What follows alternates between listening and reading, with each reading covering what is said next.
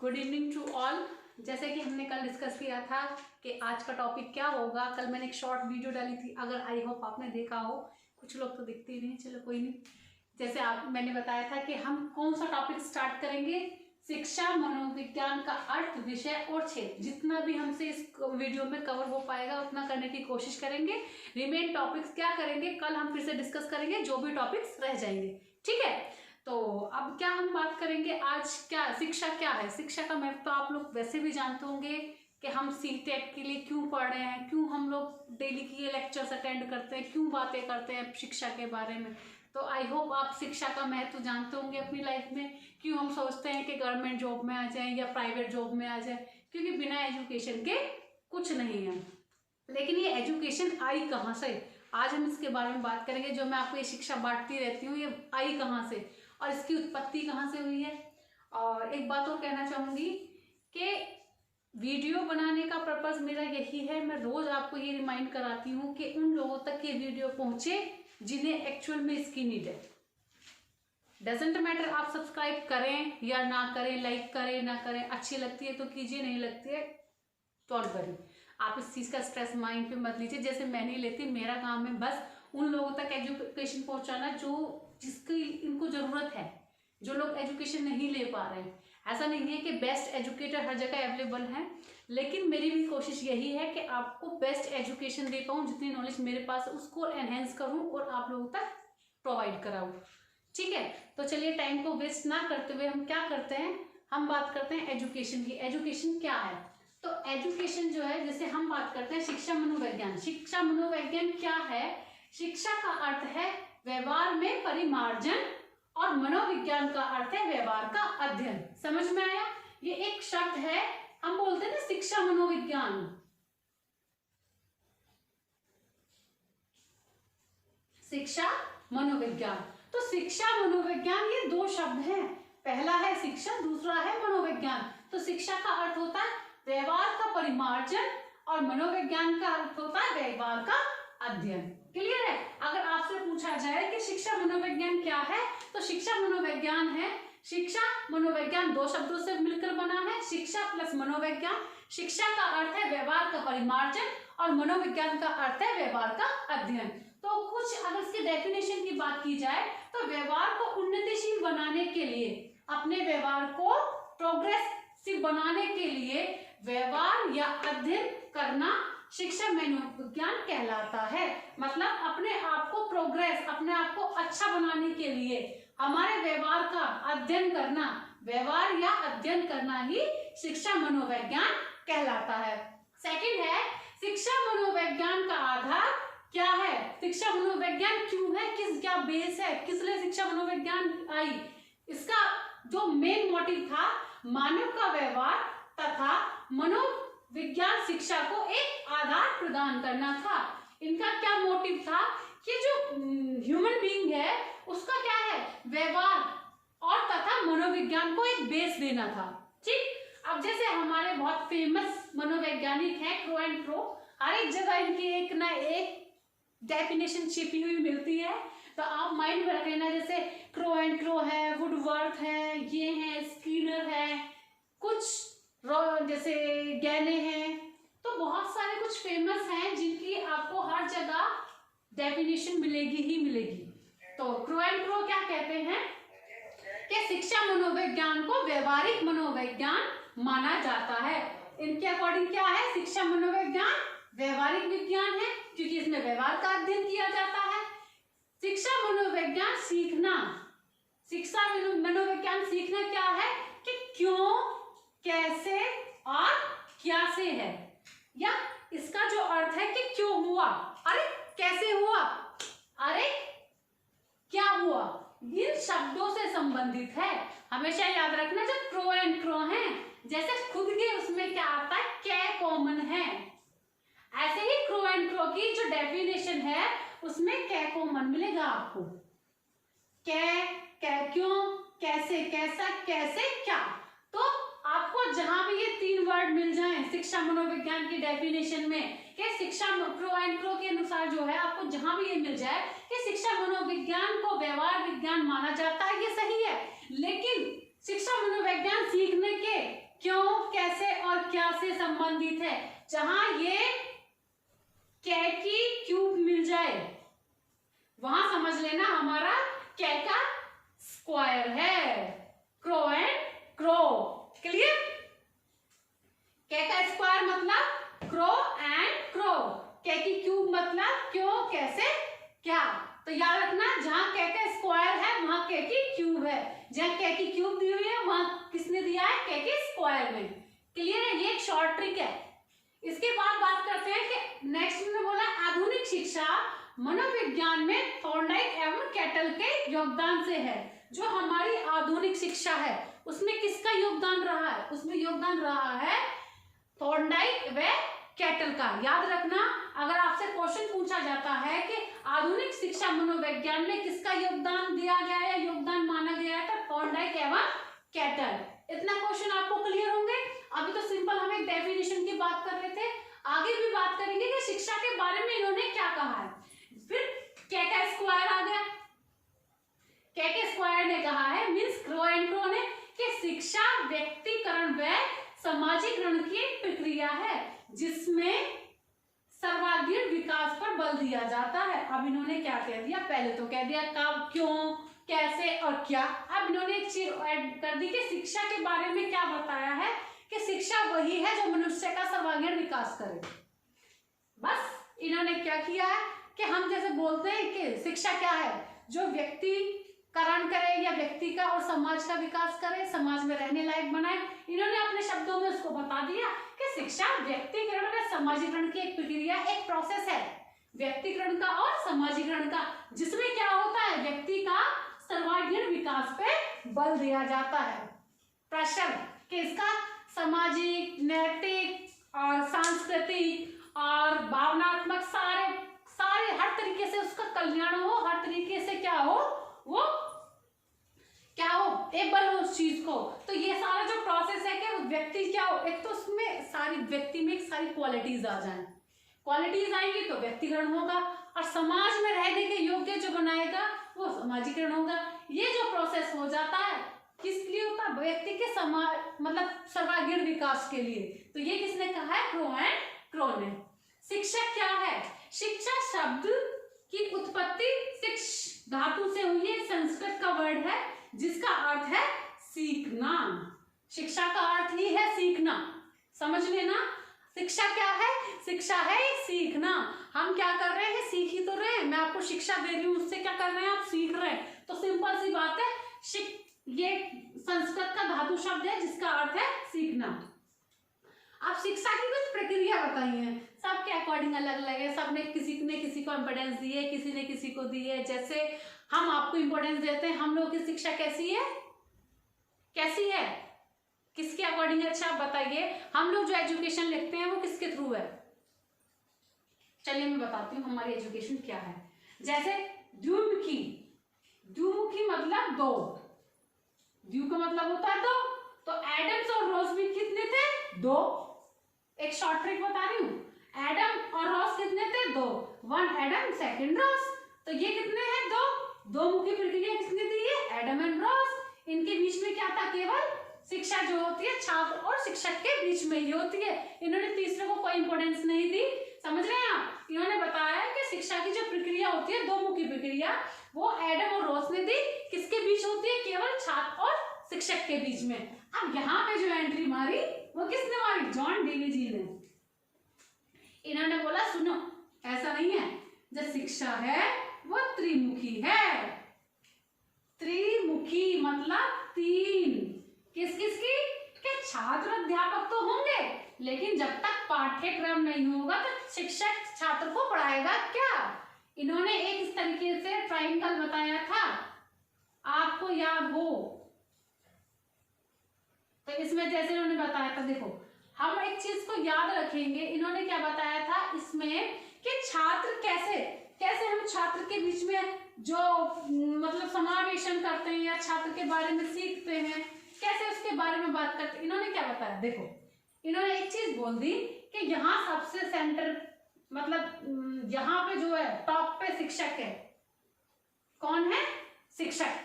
अब यहाँ क्या बताया इन्होंने, छात्र, और यहां बता दिया पाठ्यक्रम। इसका मतलब समझ में आया? इन्होंने त्रिध्रुवी क्यों बताया? इन्होंने बोला सबसे पहले है शिक्षक, फिर है छात्र, फिर है पाठ्यक्रम। इन्होंने क्या कहा? तीनों को इंपॉर्टेंस दी है, तो इसलिए इनको बोलते हैं त्रिमुखी प्रक्रिया। कि जो शिक्षा होती है, छात्र जैसे आप हैं, शिक्षक मैं, और मैं क्या डिस्कस करती हूँ? आपका पाठ्यक्रम। तो हमारी जो प्रक्रिया है त्रिमुखी प्रक्रिया।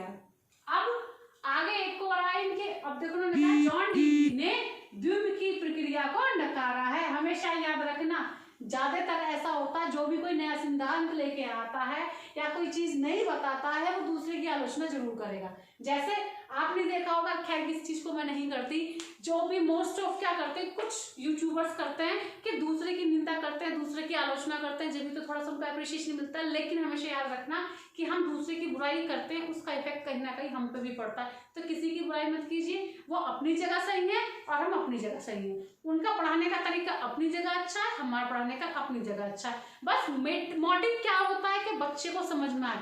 ऐसा नहीं है कोई गलत पढ़ाता हो, किसी का पढ़ाया हो किसी को समझ में आता है, किसी का पढ़ाया हो किसी और को समझ में आता है। तो ऐसे जैसे इन्होंने कहा है, इसकी निंदा नकारा है।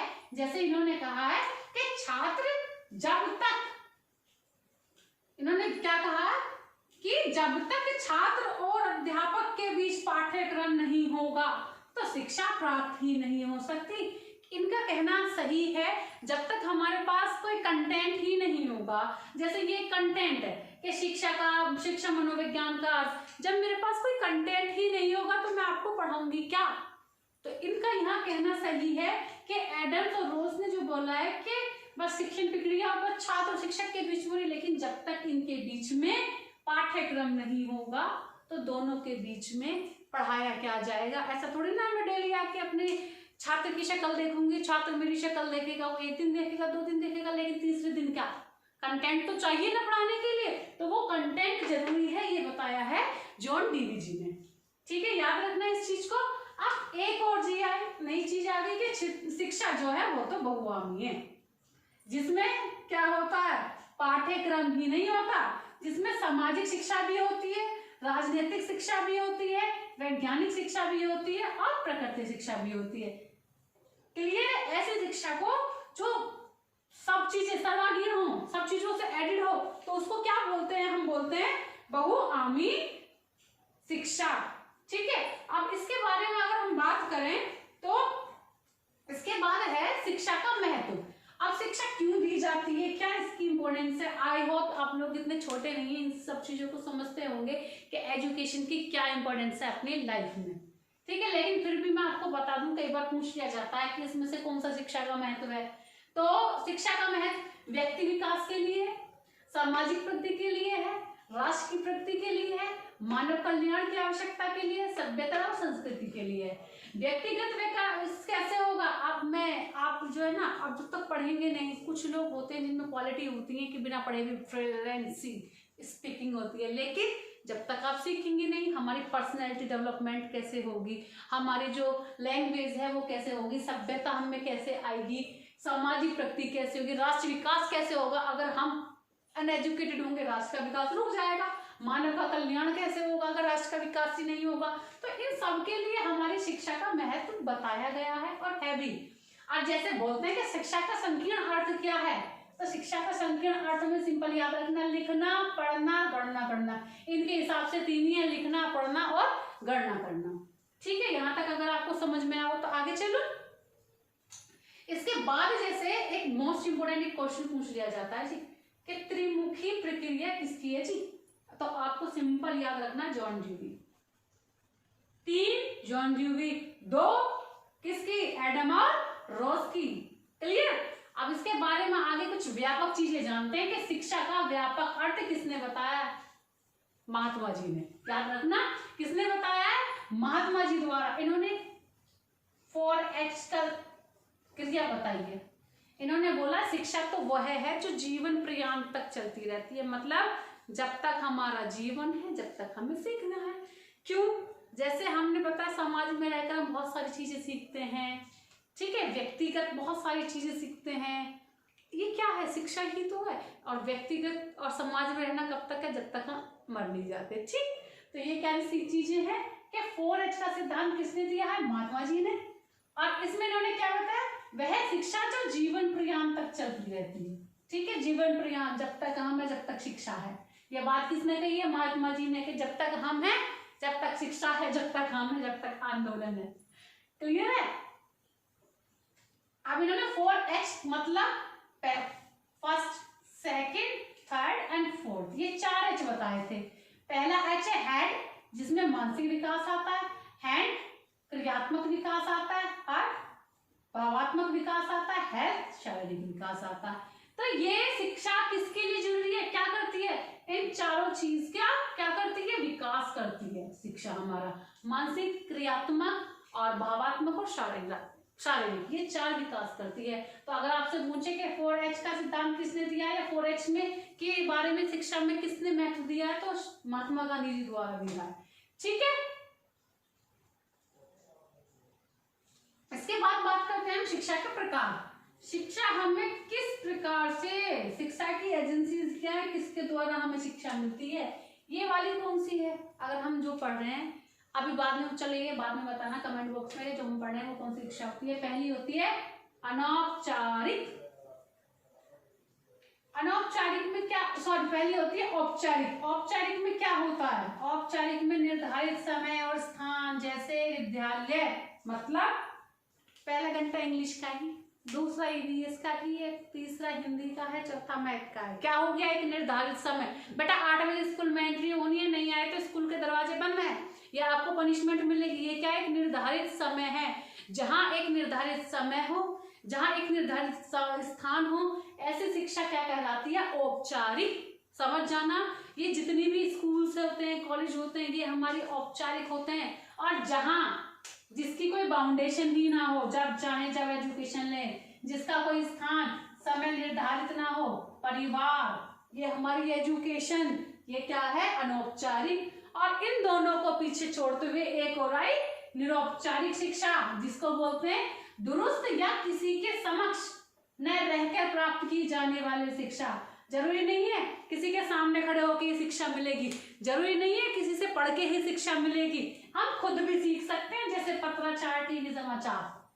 ठीक है, इसको मैं एक बार से रिमाइंड करा देती हूँ कि शिक्षा 3 तरीके से दी जा सकती है। पहला है औपचारिक, जहां एक समय और स्थान निर्धारित होता है, जैसे विद्यालय और college the best example for that, कि औपचारिक शिक्षा जहां समय और स्थान दोनों निर्धारित होंगे कि आपको इस पीरियड में यही पढ़ाया जाएगा, ये पीरियड का टाइमिंग ये है, आपको स्कूल में इस टाइम आना, लंच आपका ये है, आपके जाने का टाइम ये है। ठीक है, तो एक बाउंडेशन है, इसमें हमेशा याद रखना, जहाँ बाउंडेशन होती है वो औपचारिक होती है, जहाँ कोई बाउंडेशन ही ना हो वो अनौपचारिक होती है। और जो बिल्कुल फ्री हो, जिसमें किसी की जरूरत ना पड़े, किसी के समक्ष रह के पढ़ना ना पड़े, वो निरौपचारिक होती है। क्लियर है? अब हमें बताया गया कि शिक्षा का अर्थ, शिक्षा का अर्थ क्या होता है? शिक्षा का अर्थ होता है सीखना और सिखाना, और शिक्षा का अर्थ होता है सीखना, सीखने सिखाने की प्रक्रिया। शिक्षा हम क्या करते हैं? शिक्षा ले रहे हैं, सीखने सिखाने की प्रक्रिया कर रहे हैं। क्लियर है? तो जल्दी से मैं एक रिव्यू लूंगी जो मैंने आज पढ़ाया है, और जवाब भी दिया कीजिए जो मैं पूछती हूँ आपसे कि आज हमने क्या पढ़ा। शिक्षा मनोविज्ञान का अर्थ पढ़ा। शिक्षा मनोविज्ञान क्या है? ये 2 शब्दों से मिलकर बनी है, शिक्षा प्लस मनोविज्ञान। शिक्षा का अर्थ है व्यवहार का परिमार्जन, मनोविज्ञान का अर्थ है व्यवहार का अध्ययन। इसके बाद अगर हम बात करें तो एक डेफिनेशन दी है कि शिक्षा मनोविज्ञान का क्यों जरूरी है। तो शिक्षा मनोविज्ञान का क्या अर्थ है, क्या इसका यूज है? तो शिक्षा मनोविज्ञान है व्यवहार को उन्नतिशील बनाने के लिए तथा व्यवहार का अध्ययन करने के लिए शिक्षा मनोविज्ञान कहलाता है। मैं आपको दोबारा एक लैंग्वेज में बता देती हूँ जो प्रॉपर लैंग्वेज है कि व्यवहार को उन्नतिशील बनाने के लिए व्यवहार या अध्ययन करना किसी चीज का शिक्षा मनोविज्ञान है। अपने व्यवहार को प्रोग्रेसिव बनाने के लिए व्यवहार या अध्ययन करना ही क्या है? शिक्षा मनोविज्ञान। शिक्षा मनोविज्ञान का आधार क्या माना है? मानव का व्यवहार, तथा मनोविज्ञान शिक्षा को एक आधार प्रदान करती है। शिक्षा मनोविज्ञान का आधार मानव का व्यवहार है तथा मनोविज्ञान क्या करती है? शिक्षा को एक आधार प्रदान करती है। इसके बाद बात करें कि एक फेमस मनोवैज्ञानिक है जिन्होंने इसके एक डेफिनेशन दी है, crow and crow. Crow and crow का मतलब कैका स्क्वायर। कैके स्क्वायर ने किस पे दी है? कैके क्यूब के। जैसे शिक्षा मनोविज्ञान को व्यवहारिक विज्ञान माना जाता है, ये यहाँ पे समझ में आ गया आपको, ठीक है। और शिक्षा मनोविज्ञान को सीखने के क्यों, कैसे और क्या से संबंधित करते हैं, जहां इन तीन क्यों, कैसे व क्या से संबंधित कर रहे हो, जहां ये क्या का स्क्वायर दिया हो, समझ लेना क्रो एंड क्रो से संबंधित है, ठीक है। आधुनिक मनोविज्ञान किसने बताया? थॉर्नडाइक एवं कैटल जी ने। अगर आपसे पूछा जाए कि आधुनिक शिक्षा मनोविज्ञान में किसका योगदान रहा है, तो बिना सोचे कह देना थॉर्नडाइक जी और कैटल जी का, ठीक है। अब शिक्षा के बारे में बात करते हैं कि शिक्षा के बारे में फिर से क्रो एंड क्रो जी आगे इन्होंने बोला, शिक्षा व्यक्तिकरण एवं समाजीकरण की प्रक्रिया है जिसमें सर्वांगीण विकास पर बल दिया जाता है। बच्चे का सब विकास हो, चाहे वो मानसिक हो, चाहे वो शारीरिक हो, चाहे क्रियात्मक हो, चाहे वो सामाजिक हो, चाहे राजनीतिक हो, चाहे वैज्ञानिक हो, चाहे भावात्मक हो। इन्होंने कहा कि बच्चे का हर एक तरीके से विकास होना चाहिए, तभी वो एक शिक्षा है। शिक्षा शब्द की उत्पत्ति शिक्ष शब्द से हुई है, जिसका अर्थ क्या बताया मैंने आपको? सीखना और सिखाना, ठीक है, सीखना और सिखाना जिसका अर्थ है, और शिक्षा का अर्थ है सीखने सिखाने की प्रक्रिया। शिक्षा की प्रक्रिया, अब प्रक्रिया की बात करें तो प्रक्रिया भी बतानी पड़ेगी। प्रक्रिया बताई गई है, सबसे पहले है द्विमुखी, जिसमें पहला है एडम और रॉस। ये कितने जने हैं? दो। एडम और रॉस कितने व्यक्ति हो गए? दो व्यक्ति। तो ये कैसी है? द्वि। द्वि का मतलब दो। तो दो मुखी प्रक्रिया किसने दी है? एडम एंड रॉस ने, जिसमें इन्होंने किसको इंपोर्टेंस दी है? छात्र एवं शिक्षक को। इसके बाद आए नई जी, छात्र और शिक्षक के बीच में कैसे शिक्षा हो सकती है? यह है जॉन डीवी जी ने एंट्री मारी। इन्होंने बोला कि नहीं जी, त्रिमुखी है। त्रिमुखी में क्या बताया कि छात्र, शिक्षक, छात्र और पाठ्यक्रम, इन तीनों को इन्होंने जरूरी बताया। जॉन डीवी ने कहा है कि द्विमुखी प्रक्रिया को नकारते हुए कहा है, जब तक छात्र और शिक्षक के बीच में या अध्यापक के बीच में पाठ्यक्रम नहीं होगा, क्या नहीं होगा? पाठ्यक्रम, तब तक शिक्षा प्राप्त नहीं हो सकती। क्लियर मना किया इन्होंने कि जब तक हमारे बीच में ट्रायंगल नहीं होगा, त्रिकोण नहीं बनेगा, कि शिक्षक छात्र पाठ्यक्रम नहीं होगा, तब तक हमें शिक्षा मिल ही नहीं सकती। कहीं ना कहीं ये सही भी है। और आपसे पूछा जाए शिक्षा बहुआयामी कैसे है? बहुआयामी का मतलब है सामाजिक शिक्षा, राजनीतिक शिक्षा, वैज्ञानिक शिक्षा और प्राकृतिक शिक्षा, इसमें सभी शिक्षाएं आ जाती हैं। अब शिक्षा का महत्व बताते हुए उन्होंने बोला कि व्यक्तिगत विकास के लिए, सामाजिक प्रगति के लिए, राष्ट्र की प्रगति के लिए, मानव कल्याण के लिए, सभ्यता तथा संस्कृति के लिए क्या है? शिक्षा आवश्यक है। शिक्षा का संकीर्ण अर्थ क्या है? लिखना, पढ़ना और गणना करना। बस अपने काम से मतलब गिनना, नोट गिनना, गणना करना, कैलकुलेशन आनी चाहिए, लिखना आना चाहिए, पढ़ना आना चाहिए, कैलकुलेशन आनी चाहिए, यही शिक्षा है। शिक्षा का व्यापक अर्थ किसने दिया? महात्मा जी ने दिया, मतलब महात्मा गांधी जी ने दिया। अब इन्होंने एक और चीज बता दी कि शिक्षा तो वो है सब चीजों से हटके, कि इन्होंने बोला शिक्षा व्यवहार में परिमार्जन है, या व्यवहार में समाजीकरण, व्यवहारीकरण का है, सर्वांगीण विकास करती है। इन्होंने कहा शिक्षा तो जीवन से लेके मरने तक के जीवन पर्यंत तक चलने वाली एक प्रक्रिया है, जीवन तक पर्यंत तक ही चलती रहती है। इन्होंने एक चीज और बताई कि शिक्षा क्या है? ये 4H है, जो बच्चे का मानसिक विकास भी करती है, क्रियात्मक विकास भी करती है, भावात्मक भी करती है और शारीरिक करती है। 4H को इंग्लिश में क्या बोलते हैं? Head, hand, heart and health, ठीक है। हेल्थ के बाद हम बात करें शिक्षा के प्रकार। शिक्षा 3 प्रकार से दी जाती है: औपचारिक, अनौपचारिक, निरौपचारिक। औपचारिक कहाँ होती है? जहां कहीं भी समय की बाउंडेशन हो, स्थान की बाउंडेशन हो, कि आपको यही आना है, इसी जगह आपको शिक्षा दी जाएगी, इस समय आपको शिक्षा दी जाएगी, ऐसी शिक्षा होती है औपचारिक, जो एक विद्यालय कॉलेज में दी जाती है। जहां कहीं भी समय की बाउंडेशन ना हो, मैं 10 बजे पढ़ा रही हूँ, 11 बजे पढ़ा रही हूँ, आपका जब मन करता है आप लैट्रिन में सोते उठते बैठते कहीं भी वीडियो देखना शुरू कर देते हैं। ये ऐसी शिक्षा क्या हुआ है, अनौपचारिक। जहाँ पे स्थान की बाउंडेशन है, आप अपने बेडरूम में वीडियो देख रहे हैं, ड्राइंग रूम में देख रहे हैं, टीवी चलते चलते वीडियो देख रहे हैं, ऐसी जगह से शिक्षा ले रहे हैं जहाँ ना आपको टाइम की कोई बाउंडेशन है, ना कोई आपका ये कहने आ रहा है कि स्कूल में आके शिक्षा मिलेगी। आपका मन कर रहा है आप घर में बैठ के वो वीडियोस देख रहे हैं, आपको मन कर रहा है आप बाहर जाके वीडियोस देख रहे हैं, तो ऐसी शिक्षा होती है अनौपचारिक। अब इसके बाद आते हैं निरौपचारिक, जहाँ किसी की जरूरत नहीं है, किसी के समक्ष या किसी को समक्ष रह के शिक्षा देने की जरूरत नहीं है, वो शिक्षा दुरुस्त शिक्षा, ठीक है, किसी के समक्ष दुरुस्त या किसी के माध्यम रह के प्राप्त नहीं की जा सुनिए, दुरुस्त या किसी के समक्ष रहकर प्राप्त की जाने वाली, जैसे पत्राचार, टीवी और समाचार। समझ में आया? दुरुस्त या किसी के समक्ष न रहकर प्राप्त की जाने वाली शिक्षा कौन सी होती है? पत्राचार, टीवी और समाचार। क्लियर है? आई होप आपको ये सारी चीजें समझ आई होंगी। अगर कोई भी चीज ऐसी है जो आपको समझ नहीं आई हो तो कमेंट बॉक्स में लिखिएगा और वीडियो को शेयर कीजिएगा। सबका भला हो आपके साथ, ठीक है।